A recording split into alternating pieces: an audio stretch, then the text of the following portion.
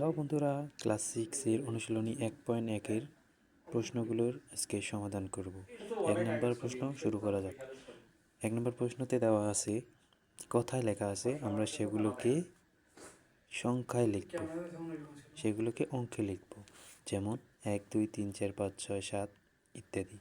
ক নম্বর 20,070, তাহলে হচ্ছে 20,070। দ্বিতীয়টি হলো 20,008 এবং তৃতীয়টি হলো 50,100। এই হচ্ছে কোথায় থেকে অঙ্কে লেখার নিয়ম। এখন আমরা যাব খ নম্বরটায়। খ নম্বরটা আমরা দেখতে পাচ্ছি 4,05,000, অতএব আমরা লিখতে পারি 4,05,000।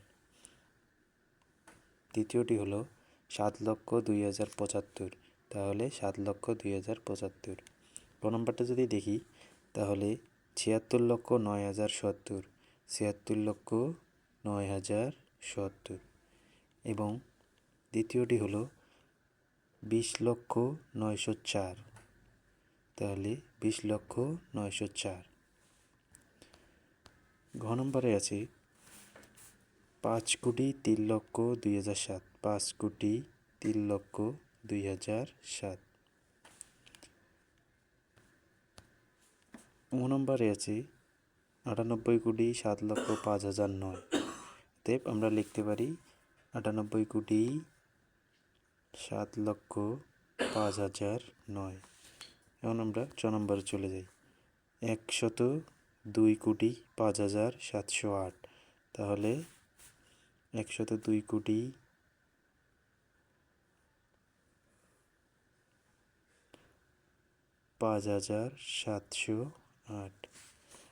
6 নম্বরটা যদি লক্ষ্য করি 957,07,90,000, 955,07,90,000 এবং বর্গীয় জ নম্বরটি হচ্ছে 3,500,85,921, তাহলে 3,500,50,50,921। ঝ নম্বরটি হলো 50,301,538,000, অতএব 50,301,084,800। এখন আমরা আসি 2 নং প্রশ্নের উত্তরে। এখানে আছে, অঙ্কে লেখা আছে, আমরা সেগুলোকে কথায় লিখব, যেমন 1 নম্বরের বিপরীতটা পুরো বিপরীত। এখানে সংখ্যায় দেওয়া আছে, যেমন 4, 5, 7, 8, 9, এগুলো আমরা কথায় লিখব।